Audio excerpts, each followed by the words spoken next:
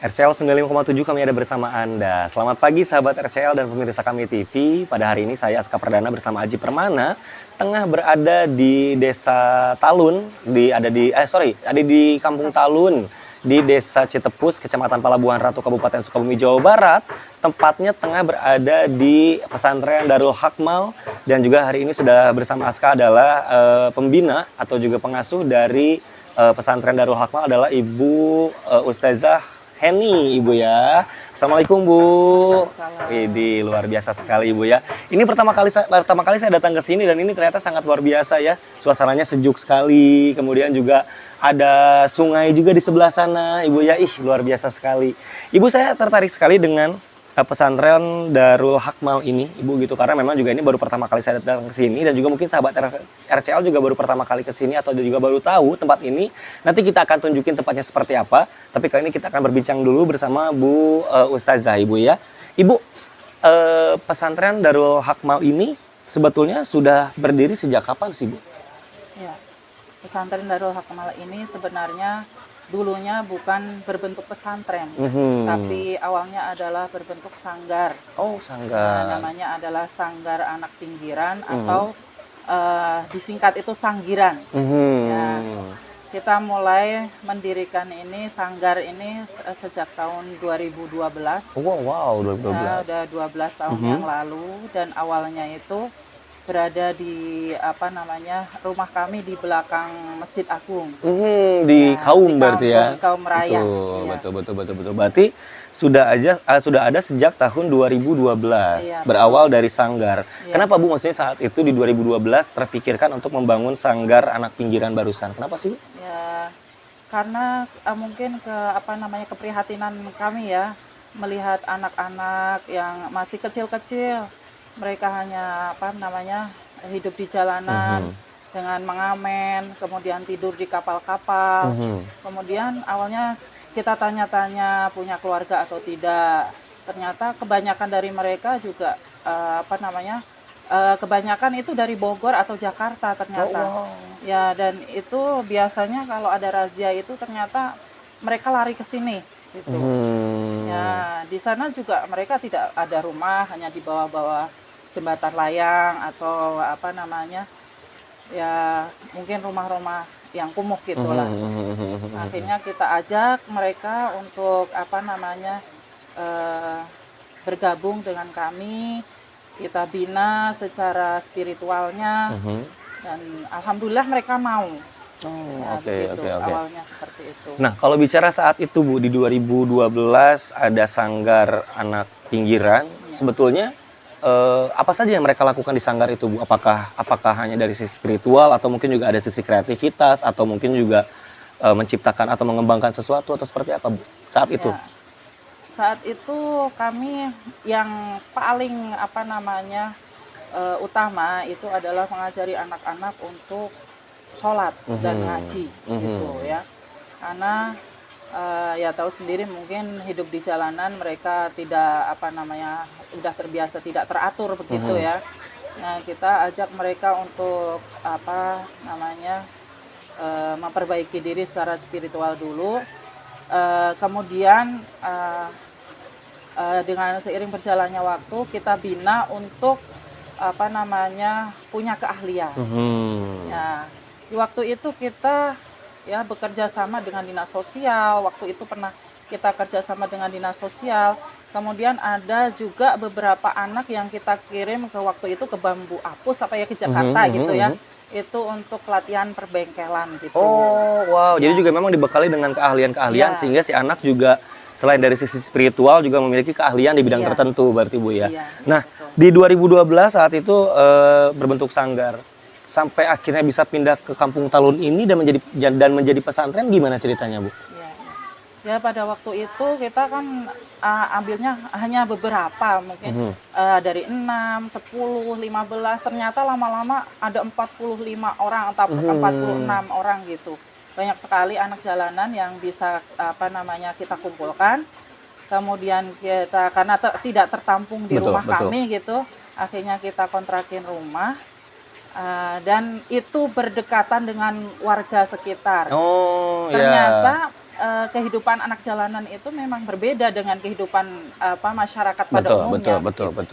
Jadi saat malam mereka berkeliaran, kemudian main-main musik, ya, kemudian bercanda bergurau gitu. Sementara kalau siang mereka tidur. Nah itu kalau malam seperti itu mengganggu warga. Betul. Bahkan kami pernah juga didatangin oleh Pak RT lah gitu ya. Katanya kayaknya kurang pas kalau anak jalanan di daerah sini Pak gitu. Akhirnya ya kita cari-cari lahan yang jauh dari penduduk, yang kira-kira tidak mengganggu warga sekitar gitu. Awalnya itu. Ya lama-lama kita ada tanah garapan di di daerah Cikeong. Kemudian kita bangunlah bilik di sana gitu istilahnya lah, ada musola kecil, ada kobong istilahnya gitu untuk tidur. Ya seperti itu. Itu bertahan hanya beberapa waktu saja. Karena lahan ya namanya juga lahan garapan ya. Betul. Kemudian lahan tersebut ternyata akan digunakan oleh pemerintah ya untuk suatu keperluan dan kita terpaksa harus pindah. Dan akhirnya ya kita dapat di sini. Oh. Perjalanannya cukup panjang berarti Bu, dari 2012 dengan segala bentuk perjalanan sampai akhirnya bisa menemukan tempat ini, yaitu ada di Kampung Talun Bu ya. Iya, Kampung Talun. Kampung Talun penduduknya hanya kita saja di sini. Oh iya? Jadi nggak ada yang lain. Oh iya sih, karena memang juga secara geografis ini tempatnya adalah di lembah ya. Lembah Bu ya. Betul. Nah Bu, hari ini kondisinya pesantren Darul Hakmal ini memiliki berapa banyak santri Bu hari ini? Nah, saat ini hanya ada sekitar 20 orang saja karena memang di sini sama sekali tidak dipungut biaya apapun. Bahkan sekolah juga digratiskan begitu. Dan juga untuk makan, minum dan lain sebagainya ya dari pihak pesantren gitu. Jadi tidak ada pungutan sama sekali. Karena memang yang pesantren di sini kan memang kalau dulunya dari anak jalanan, tapi untuk akhir-akhir ini kita kita mix gitu dengan yang kurang mampu ataupun siapa saja yang mau pesantren di sini kita persilahkan. Wah, luar biasa sekali sahabat RCL, niatnya mulia sekali ya. Berarti memang dengan tujuan tidak mencari dalam sisi komersil, tapi juga untuk membantu adik-adik kita yang memang juga kurang mampu dan memang juga tidak dapat melanjutkan pendidikannya mungkin. Nah Bu, kalau bicara tentang Darul Hakmal ini, apakah memang juga berfokus di sisi pendidikan dalam hal pendidikan formal seperti di sekolah, atau memang juga untuk lebih ke sisi keilmuan secara agamis aja Bu? Seperti apa Bu? Ya kalau di pesantren Darul Hakmal sebenarnya lebih difokuskan ke agama, tapi kita juga ada BLK jurusan desain mode dan tekstil. Oh, ya. Wow. Jadi setiap beberapa waktu sekali kita mengadakan pelatihan menjahit begitu, kemudian membuat pola-pola, mendesain lah istilahnya, mendesain baju dan lain sebagainya. Ya untuk bekal mereka biar nanti kalau misalkan keluar dari sini, ya kita berharap mereka sudah punya keahlian dan bisa mandiri begitu. Wih, luar Yang biasa. kedua, kita kebetulan kemarin ada bantuan cold storage dari BI. Nah, itu cold storage itu kapasitasnya 10 ton untuk makanan beku gitu. Ya, nah kemarin kita isi dengan ikan-ikan dan juga ada juga peralatan untuk membuat bakso. Wih, ya. Luar biasa. Berarti memang juga anak-anak ini akhirnya dibekali dengan selain sisi keilmuan keagamaan, juga ada keahlian-keahlian yang mereka dapatkan ketika mereka juga melakukan pendidikan di sini berarti Bu ya. Iya. Wow. Nah Bu, bicara tentang barusan Ibu bilang bahwa memang juga di sini kondisinya memang juga tidak membebani para santri di sini, karena memang juga digratiskan mulai dari makan, tidur, kemudian juga bahkan sampai menuntut ilmu di sini juga digratiskan. Kemudian bagaimana cara pesantren ini dapat terus berkembang dan dapat terus maju Bu? Apakah memang juga membuka donasi atau mungkin juga bahkan sudah cukup banyak orang-orang penting dalam tanda kutip yang juga sudah hadir ke sini untuk juga datang langsung dan menyaksikan Bu? Seperti apa? Ya. Kalau selama ini untuk harian memang di cover dari ya rezeki yang Allah berikan pada bapak dan ibu Ih, ya. luar biasa. Kemudian ada juga beberapa donatur tapi tidak tetap. Mungkin Hmm. hanya sekali waktu, misalkan ada seseorang yang mau menitipkan rezekinya di sini untuk apa namanya anak-anak, ya kita belanjain waktu itu. Tapi kalau tidak ada ya murni mungkin dari apa namanya rezeki yang kita dapat gitu. Luar biasa sekali sahabat RCL ya. Keren, keren, keren, keren. Bahkan Bu katanya tadi saya sempat ngobrol juga sama Ibu di luar on air ini, katanya bilang bahwa pernah ada Bapak Wakil Presiden, Ya. kemudian Bapak Wakil Gubernur juga sudah hadir ke sini. Iya, betul. Kapan dan memang saat itu tujuannya untuk apa Bu mereka hadir ke sini? Waktu itu kalau tidak salah kalau wakil gubernur itu waktu corona. Oh, 2020, 2021 berarti Iya, ya? iya, iya. Ya. Kalau Pak Wakil Presiden? Kalau wakil presiden mungkin sebelum itu. Oh, sebelumnya Ya, pernah sebelum datang ke itu, situ. iya. Oke, wow, Ya, keren. mungkin karena dulu si bapak berkecimpung di apa namanya ormas itu Mhm. Basar gitu ya. Oh ya, betul, betul, Waktu betul, betul, itu betul. ya jadi MBC NU itu Mhm. ya, ketua MBC NU dari situ mungkin beliau punya komunitas-komunitas yang kemudian Bapak Wakil Presiden bisa ke sini. Luar biasa sekali. Nah, Bu, kalau bicara tentang tujuan Ibu membentuk ini kan memang berarti tujuannya bukan dalam sisi komersial, betul. Tapi juga lebih kepada bagaimana bisa mengabdikan dan juga menyisihkan sedikit rezekinya untuk adik-adik kita yang memang juga kurang mampu gitu Iya, kan. iya. Nah, Bu, kalau bicara tentang adik-adiknya sendiri, Bu, apakah memang di sini ada sistem kayak misalkan setelah sekian tahun mereka akan lulus dari pesantren ini, atau misalkan mereka bisa terus menuntut ilmu di sini, seperti apa sih, Bu?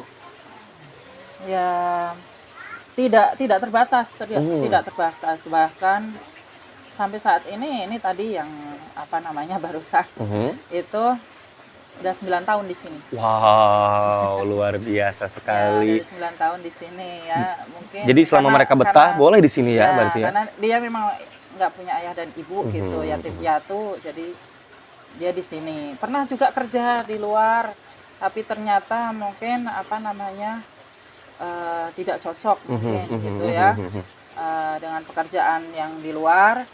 Nah, kalau pulang pasti ke sini lagi gitu. Udah kayak rumahnya sendiri berarti Bu ya. Berarti memang juga kepada para santri juga ditanamkan hal yang sama bahwa tempat ini dijadikan sebagai rumah mereka sendiri berarti Bu ya. Iya. Seperti itu berarti. Iya, iya. Wow, luar biasa. Kalau tentang keilmuannya sendiri nih Bu, aktivitas harian para santri itu ngapain aja dari pagi sampai dengan malam hari Bu biasanya? Kalau pagi ya dari pas subuh biasanya sembahyang subuh, setelah itu ada pengajian sampai 6:30. Setelah itu kan yang sekolah ya sampai jam 2. Kalau yang di sini paling beraktivitas bersih-bersih aja. Memang tidak ada aktivitas yang apa signifikan kalau untuk yang apa namanya yang tidak bersekolah gitu. Paling ya itu tadi, karena kita punya apa namanya BLK, punya peralatan bakso. Nah, ini kayak Mang Bro ini kan ahlinya bikin bakso. Luar biasa ini. Ya. Ini jadi paling kegiatannya itu saja sih. Nggak ada pengajian di waktu-waktu ini, sampai asar itu nggak ada kegiatan. Paling maghrib, setelah maghrib, isya, setelah isya sampai jam 10 malam itu baru pengajian lagi. Oke, berarti lebih difokuskan ke sisi ibadah berarti Bu ya. Oke, luar biasa sekali. Nah Bu, ngomong-ngomong mungkin juga masih banyak di antara kita semua, bahkan juga yang menyaksikan mungkin yang keluarganya atau mungkin tetangganya atau mungkin di lingkungan sekitarnya juga yang memang juga hari ini tidak dapat melanjutkan pendidikan atau juga mungkin merasa kesulitan dengan dalam sisi menuntut ilmu, terutama dalam ilmu keagamaan. Apakah Ibu masih membuka untuk siapapun yang ingin menjadi santri di sini? Kemudian caranya seperti apa, Bu? Ya, masih membuka. Silakan saja bagi siapa saja yang mau, misalkan kami punya pendidikan dari MI, MTS, SMK. Ya bagi yang misalkan ingin pesantren dan bersekolah, insya Allah masih terbuka, dan bagi yang tidak mampu ya kita bebaskan biaya gitu selama mau pesantren di sini, karena kalau di luar ya itu beda lagi gitu ya. Betul. Iya gitu, seperti itu, asal anaknya benar-benar mau sekolah ya, rajin gitu, ya silakan. Ih, luar Boleh biasa. terbuka. Jadi untuk siapapun mungkin juga warga masyarakat yang memiliki keluarga atau sanak saudara atau mungkin tetangga atau mungkin di lingkungan sekitarnya yang dirasa ingin pesantren, ingin melanjutkan pendidikan tapi juga dalam kondisi kurang mampu atau memang juga kayak Ibu bilang barusan mungkin yang sudah tidak memiliki orang tua gitu kan. Bisa mungkin pesantren di sini itu ada di Kampung Talun, Desa Citepus, Kecamatan Palabuhan Ratu ya Bu ya. Iya. Jadi boleh datang ke sini atau mungkin juga boleh tanya dah ke warga sekitar bisa jalan via Gunung Butak atau lewat PDAM gitu kalau misalkan Iya. melewat ke sini gitu ya. Boleh ditanya langsung pesantren Darul Darul Hakmal. Darul Hakmal itu artinya adalah Darul itu tempat, Hakmal itu bersungguh-sungguh. Oh. Jadi kalau dulu itu artinya membuat Darul Hakmal itu adalah tempat orang yang bersungguh-sungguh. Bersungguh-sungguh ingin taubat, bersungguh-sungguh ingin belajar. Dan Betul. ya pokoknya bersungguh-sungguh ini memperbaiki diri. Nah, itu. Jadi juga untuk siapapun yang mau ke sini harus dipakemkan dulu niatnya bahwa ingin datang ke sini, ingin belajar dengan sungguh-sungguh itu. Ibu Ustazah, terakhir aja mungkin perbincangan kita karena juga sebetulnya masih pengen banyak yang saya tanyain tapi juga keterbatasan waktu. Ya. Dengan Ibu mendirikan pesantren Darul Hakmal ini sudah berjalan 12 tahun dari perjalanan awal saat itu sampai dengan hari ini. Apa sih yang menjadi harapan besar Ibu? Baik itu harapan terhadap para santri atau harapan Ibu secara pribadi atau harapan Ibu terhadap peran serta pemerintah. Harapannya seperti apa Ibu? Ya, harapan Ibu sebagai pengasuh, Ibu hanya ingin anak-anak atau para santri yang pernah belajar di sini kedepannya menjadi soleh Amin. dan juga sukses dunia akhirat. Amin, Gitu aja. amin, amin, amin. Dan kalau untuk mungkin pemerintah daerah atau mungkin para agnia ya, Betul, betul. ya mungkin saya berharap ya kalau bisa mungkin silakan kalau mau yang menitipkan sedikit rezekinya Betul. di sini dipersilakan gitu. Tapi kami tidak pernah meminta gitu. Karena malu kami pengen tangan kami ini nanti menjadi saksi bahwa tidak hanya minta terus dikasihin, minta dikasihin, tapi Betul. pengen berusaha dulu dengan kedua tangan kami sendiri gitu untuk mencukupi kebutuhan anak-anak, gitu, kebutuhan santri di sini. Tapi kami juga merasa terbatas gitu, kemampuan kami terbatas. Nah, kalau kami sudah tidak merasa kurang, merasa tidak mampu ya, mungkin saya berharap sekali ada yang memberikan mungkin sedikit rezekinya ke sini atau bantuannya ke sini. Waduh, luar biasa sekali Ibu Ustazah. Saya juga merasa salut sekali, merasa sangat bersyukur sekali bisa datang ke sini. Luar biasa sekali terhadap Ibu. Semoga terus sukses, semoga terus diberikan rezekinya juga untuk terus dapat menjalankan tugas dan amanahnya. Dan juga yang jelas terima kasih banyak Ibu sudah berbincang bersama kita. Semoga juga sukses sekali lagi, dan juga sahabat RCL dan pemirsa Kami TV juga terima kasih banyak sudah menyimak. Dan juga sekali lagi untuk kamu semua, untuk sahabat RCL, pemirsa Kami TV, sekali lagi yang juga mungkin memiliki sanak saudara, memiliki keluarga, memiliki tetangga atau yang ada di lingkungan sekitar yang juga ingin belajar dengan sungguh-sungguh, boleh langsung aja datang ke sini ke pesantren Darul Hakmal. Dan juga untuk para agnia sekali lagi juga siapapun yang memang juga berkesempatan untuk dapat menitipkan rezekinya juga boleh untuk langsung datang ke sini. Terima kasih Ibu sekali lagi, dan juga sahabat RCL terima kasih. Saya Aska Perdana dan Aji Permana yang bertugas mengucapkan terima kasih dan sampai jumpa.